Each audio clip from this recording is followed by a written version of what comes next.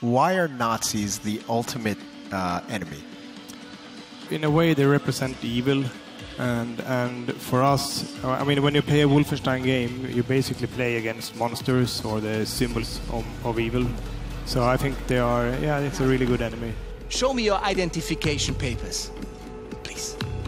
But you also said that you bumped them up a bit. In the past, we've talked about how your Nazis are already larger than life. So what does that mean? In general, they are a lot bigger and stronger in this game, and by larger than life, I mean we have a few new enemies also, and even those reoccurring enemies like the Panzerhund or the Super Soldiers, we have pretty heavily upgraded them to make sure they are more dangerous and more intimidating, like the flamethrower that you can see in the Panzerhund. Yeah, a Panzerhund is just cooler when it has a flamethrower. It is. And did I notice that you could actually ride the Panzerhund? Yes, you can. That's all you need to say. It's a good ability to learn, yeah. So the Nazis are bumped up a bit. There are new enemy types, but BJ is also enhanced a bit. One of the big changes is the dual wielding and how you've enhanced that system. Tell us about that. What we love about Wolfenstein is the heavy weapon and that over-the-top crazy combat. Basically, we have overhauled the entire player, and we have focused a lot on freedom and the ability to move around and control yourself in combat. And a part of that is to allow the player to freely duel with weapons and any combination as well. It's not only useful when you go in guns blazing, do the mayhem playstyle. It's also very useful when you are in stealth, as an example. You can have a silence weapon in one hand and then a powerful backup weapon in the other.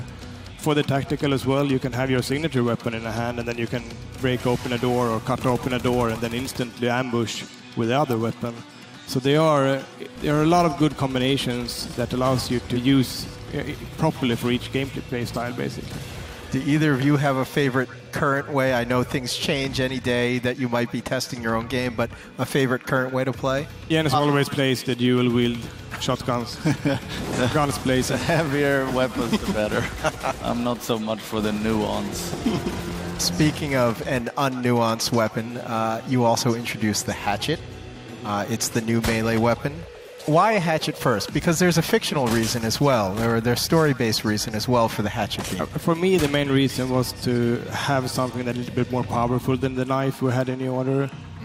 So it makes a little bit more sense now when the enemies are a bit bigger as well. It's just a bit more powerful to take an enemy down with a hatchet. Also to throw the hatchet, of course. And the hatchets are readily available in the world, I think you mentioned to me. It's something. Yeah, that's a good thing with it, because you can place a fire hatchet in a small cabinet basically anywhere, even if it's in a submarine or if it's in a cigar shop in New Orleans. It doesn't really matter, it fits. So there will be a lot of hatchets to find.